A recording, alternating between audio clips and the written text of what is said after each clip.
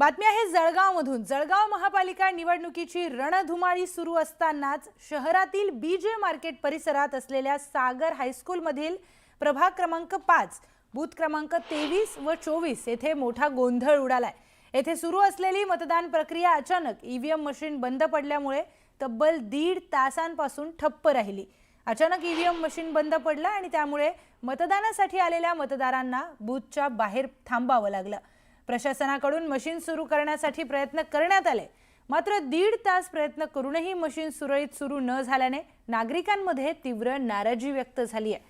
दरम्यान या प्रकारामुळे संतप्त झालेल्या उमेदवारांच्या प्रतिनिधींनी निवडणूक प्रशासनाला धारेवर धरत तीव्र जाब विचारलाय। मतदान प्रक्रियेमध्ये निष्काळजीपणा होत असल्याचा आरोप देखील यावेळी करण्यात आलाय। अखेर 1.5 तासांनंतर नवीन ईव्हीएम मशीन आणून बसवण्यात आलं। त्यानंतर मतदान प्रक्रियेला पुन्हा सुरुवात करण्यात आली। मात्र या सगळ्या प्रकारामुळे मतदानाच्या वेळापत्रकावर परिणाम झाला असून मतदारांमध्ये देखील संभ्रमाचं वातावरण निर्माण झालेलं होतं। सकाळपासून लगभग प्रत्येक 5 क्रमांक वॉर्डमध्ये 3 ते 4 बूथमध्ये 5 ते 6 वेळा इकडे मशीना बंद पडत आहे आणि त्यासाठी इकडे अधिकाऱ्यांकडे दुसरं काही नियोजन नाहीये।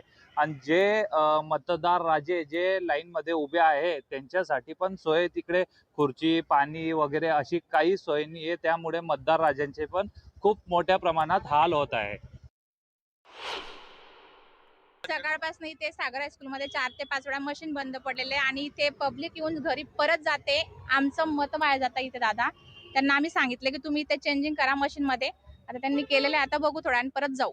किती वेळ बंद होईल तरी मशीन? अर्धा ते 1 तास। आता तुमची मागणी काय असणार आहे ताई या संदर्भात? मागणी आमची हेच आहे की मशीन बंद पडल्यावर तुम्ही लगेच तिथे दुसरं मशीन आणा आणि जॉईन करा।